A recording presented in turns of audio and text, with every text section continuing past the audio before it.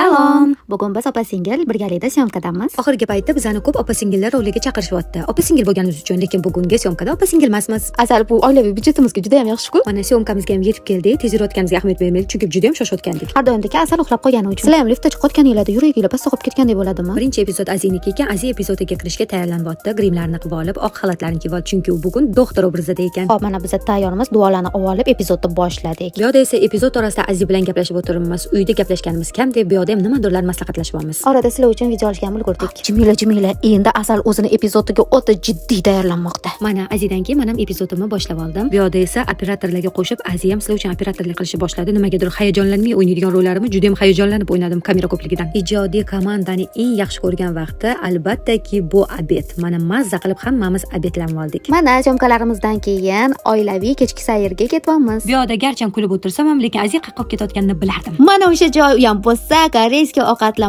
Koreyani juda ham yaxshi ko'raman va ovqatlarini ham sevaman. Ha, opalar nima ham qilardik? Singil uchun jon fido, jonim fido deganlaridek. Mayli, aytib qo'ya qoling. O'zim ham ramyon juda ham yaxshi ko'raman. Bu yoqda esa men umuman tushunmaydigan narsalarni Aziy tanladi. Mana shu yerda ramyonni tushunib qoldim va ramyon tanladim. Bu yoqda esa BTSdagi jinni ko'rdik. Asal asabimga tegayotdi, lekin baribir jin menga sadiq qildi. Xavotir olma, rasmdagi o'zi kimligini ham bilmayman, otini ham bilmayman. Bu yoqda esa ko'zlarimizdan ma'lum. Tezroq ovqat tayyorlab, tezroq yegimiz kelib ketyapti. Naqadam Aziz sovuqda qolsa hammani qorni shunaqa och, bizdan ochabat deb o'ylashmasin. Asal bu yoqda shoshib soatga qarayotganimdan ham hammaga ma'lum shunaqaligimiz. Va nihoyat o'sha damlar yetib keldi. Biz bir-birimizga yoqimli ishtahatilab ovqatni paqqos tushirishni boshladik. Biz har doim opa-singillar bir kunda bo'lib o'tgan voqea ishlarimizni gapirib berib, bir-birimizga maslahat beramiz. Menimcha hamma opa-singillar shunaqa bo'lsa kerak. Bu yoqda esa opa-singilcha YouTube kanali uchun juda ko'p mavzularda ideyalar qilyapmiz. Ovqatlanib bo'lib, endi esa ovqatni hazm qilish uchun aylanishga chiqdik. Bizdan juda ko'pchilik so'raydi, opa-singillar urushib turasizlarmi deb. Mana shu videoda javob beramiz. Yo'q, biz opa-singillar urushmaymiz. Balkim yoshlik davrida bo'lgandir, opa-singillar o'zi shunaqa urushib turadi, lekin hozir emas. Chunki biz bir-birimizga juda ham qattiq bog'lanib qolganmiz. Ayniqsa opa-singillar ulg'aygan sari bir-biriga bo'lgan mehr oqibati yanada kuchayar ekan. Biz aktrisalar hamma narsaga to'ysa ham, lekin hech qachon kiyimga to'ymaymiz deb Sitimalga kirdik va bu yerda biz bir ikkita o'zimizga kerakli bo'lgan kiyimlarni ko'rib, tanlab